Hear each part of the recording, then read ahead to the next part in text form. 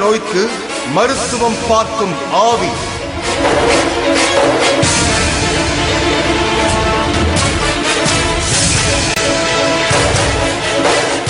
ஆவிகள் பேய்கள் என்றாலே பயங்கரமானவை.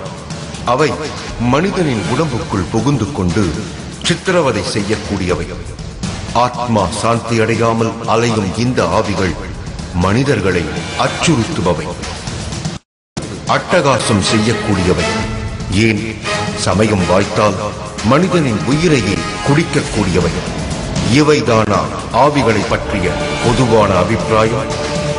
நாமும் நமது ஆவிகள் ஆயிரம் நிகழ்ச்சிக்காக சந்தித்த அனுபவங்கள் இந்த எண்ணத்தையே இதுவரை உறுதிப்படுத்தி இருக்கிறது. ஆனால் ஒரு பெண்ணின் உடம்பிற்குள் புகுந்து கொண்ட ஓர் ஆவி மனிதர்களுக்கு உதவி வருவதாக நமக்கு விசித்திரமான தகவல் வந்தது. அந்த ஆவியின் உதவியால் தினம் தினம் எண்ணற்ற நோயாளிகள் நொடிப்பொழுதில் குணமடைந்து வருவதாக கேள்விப்பட்டோம். ஆனால் நமக்கு வந்த தகவல் எந்த அளவிற்கு உண்மை, ஆவியின் துணையால் மனிதர்களுக்கு சிகிச்சை அளிக்கும் அந்த இடம் எங்கிருக்கிறது என்பது பற்றி நமக்கு துல்லியமான தகவல் எதுவும் கிடைக்கவில்லை. குத்து மதிப்பாக ஈரோட்டிலிருந்து பவானி செல்லும் வழியில் உள்ள ஓர் கிராமத்தில் தான் இப்படி ஒரு வினோதமான வைத்தியம் நடந்து வருவதாக முதலில் நமக்கு தகவல் வந்தது. துல்லியமாக யார் மூலம் அந்த ஆவி வைத்தியம் செய்கிறது, அந்த கிராமத்தின் பெயர் என்னவென்று நமக்கு தெரியவில்லை. ஆனாலும் ஆவிகள் மூலம் மனித வியாதிகள் குணமடையும் அந்த விசித்திர மருத்துவமனையை காண நாம் புறப்பட்டோம். நமது வாகனம் ஈரோட்டை கடந்து பவானி ரோட்டில் பயணம் செய்ய தொடங்கியது.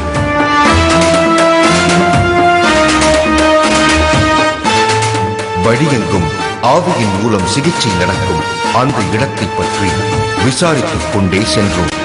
ஆனால் அப்படி ஒரு இடம் இருப்பதே அந்த பகுதியில் உள்ள பலருக்கு தெரியவில்லை. ஒருவேளை தவறான தகவலை கேள்விப்பட்டு வந்துவிட்டோமோ என்று சோர்வு ஏற்பட்டது. ஆனாலும் தீர விசாரித்து விடுவது என்று பயணத்தை தொடர்ந்தோம். அப்போது வழியில் வந்த ஒரு மனிதரிடம் விஷயத்தை சொல்லி விசாரித்தோம். அவருக்கு ஏதோ கொஞ்சம் தகவல் தெரிந்திருந்தது.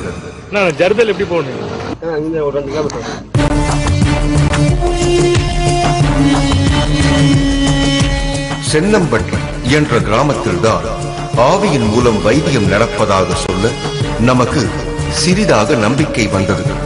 நீண்ட தேடலுக்கு பிறகு நாம் தேடி வந்த ஆவியின் மூலம் சிகிச்சை கொடுக்கும் மருத்துவமனையை கண்டுபிடித்து விட்டோம்.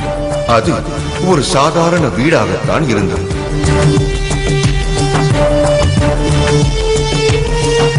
ஆனால் வீட்டின் முன் போடப்பட்டிருந்த பந்தலில் ஏராளமான மனிதர்கள் காத்திருந்தார்கள்.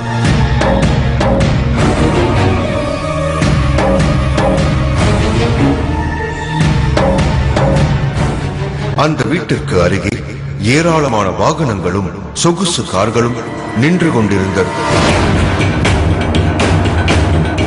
அங்கு சிலரிடம் விசாரித்த போது வேறு வேறு மாவட்டங்களிலிருந்து சிகிச்சைக்காக வந்திருப்பதாக தெரிய வந்தது.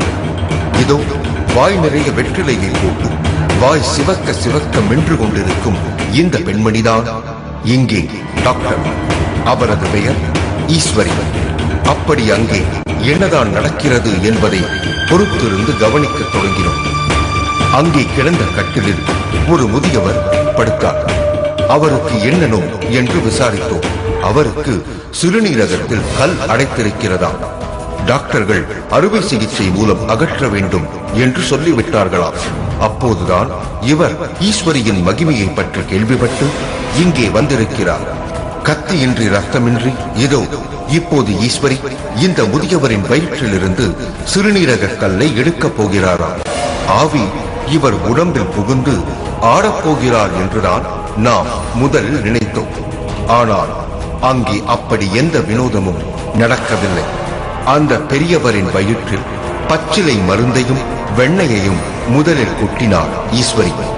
அந்த கலவையை அவரது வயிற்றில் வட்ட வடிவில் தேய்க்கத் தொடங்கினார். ஒரு 10 நிமிடம் அதேபோல் தொடர்ந்து தேய்த்துக் கொண்டிருந்தார். நாமும் ஆவி மூலம் வைத்தியம் நடக்கிறது என்றார்களே. ஆனால் இந்த பெண்மணியோ ஏதோ சித்த வைத்தியம் பார்ப்பது போல் பச்சிலை மருந்தை போட்டு தேய்த்துக் கொண்டிருக்கிறாரே என்று யோசித்தோம். இதற்கிடையே அங்கே தொடர்ந்து வைத்தியம் நடந்து கொண்டிருந்தது. இறுதியில் அந்த பெரியவரின் வயிற்றில் இருந்த சிறுநீரக கல்லை எடுத்தே விட்டார் ஈஸ்வரி.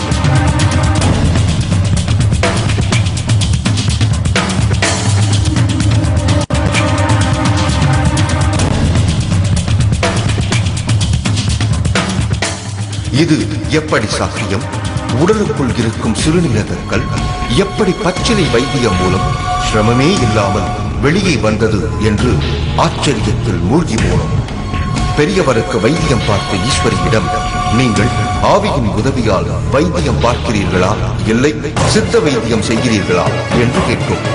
அவரும் நம்மை பார்த்து வெள்ளந்தியாக சிரித்துவிட்டு சிகிச்சை முடியும் வரை காத்திருக்க கட்டளையிட்டார்.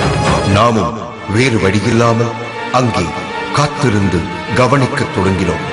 அடுத்ததாக கோமதி என்ற பெண் காரில் வந்து அங்கே இறங்கினார். அவரது தோற்றத்தையும் தோரணையையும் பார்த்தாலே வசதியான வீட்டு பெண் என்று தெரிந்தது. வந்திருந்தவர் கையில் அவரது எக்ஸ்ரே ஒன்று இருந்தது. அவரிடம் என்னவென்று விசாரித்தோம். அவருக்கு சிறுநீரக கற்களால் கடுமையான வலியாகும். மருத்துவர்கள் அவரை பரிசோதனை செய்துவிட்டு அறுவை சிகிச்சையின் மூலம் சிறுநீரக கல்லை அகற்ற வேண்டும் என்று சொல்லிவிட்டார்களாம். இந்த நேரத்தில்தான் கோமதி ஈஸ்வரியை பற்றி கேள்விப்பட்டிருக்கிறார். பெண் என்பதால் அவருக்கு மறைவான இடத்தில் அதே வைத்தியம் தொடர்ந்தது. வைத்தியத்தை முடித்துக் கொண்டு வந்த கோமதியிடம் என்ன நடந்தது என விசாரித்தோம். ஆச்சரியத்தின் உச்சியில் இருந்த அவரும் தனது கையில் இருந்த ஒரு பேப்பர் பொட்டலத்தை பிரித்து காட்டினார்.